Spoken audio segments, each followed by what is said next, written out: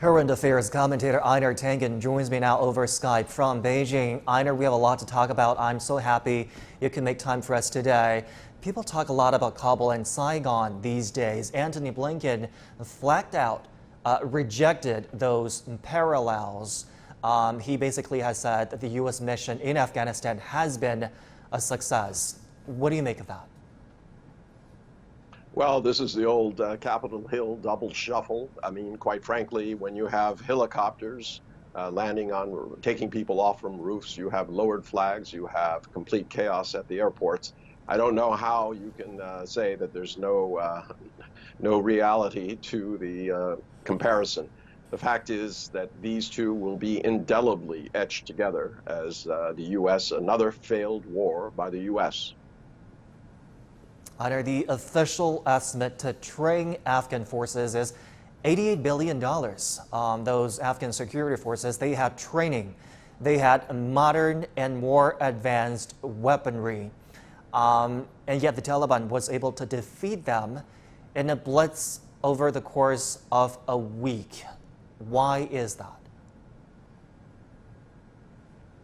Well, war-weary Afghans did not believe that the current government would be able to protect or rule them.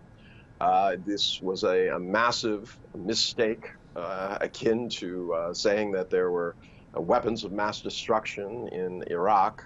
This was self-delusion by Washington in believing that they had time and that they could somehow manage this process.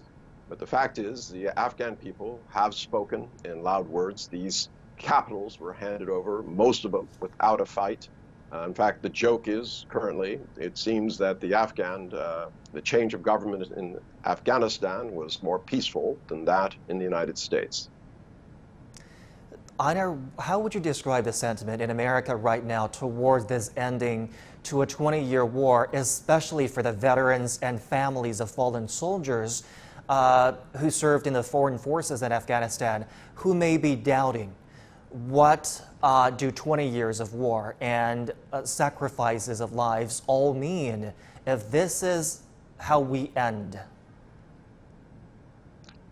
Well, this is another Vietnam moment for the United States. I mean, a failed attempt at imposing regime change on another country.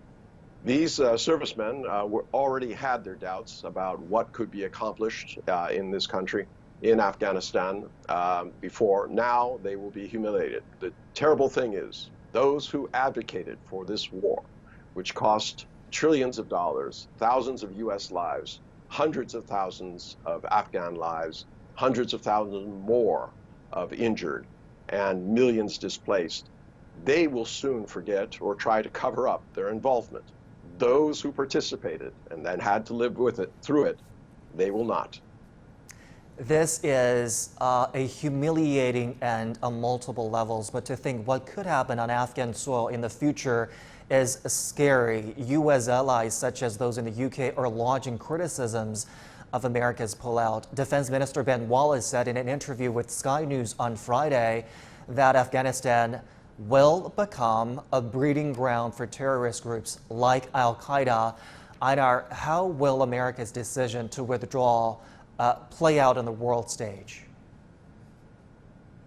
Well, the fact is, we don't know. I mean, there's been so much hyperbole and so many damnations of the Taliban, and in some cases, they're justified. There were brutal acts of terrorism that were perpetuated by this group, but now they're in charge of their country. The question is, what will they do next? Remember, it's a broken country. It is fiscally broke. The issue is, how will they go forward?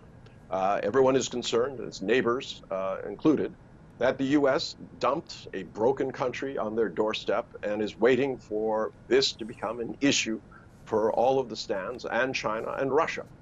But you know, if there is some support given to them so that they can put their country back together, restore some sort of order, perhaps this is the only solution that would make any sense.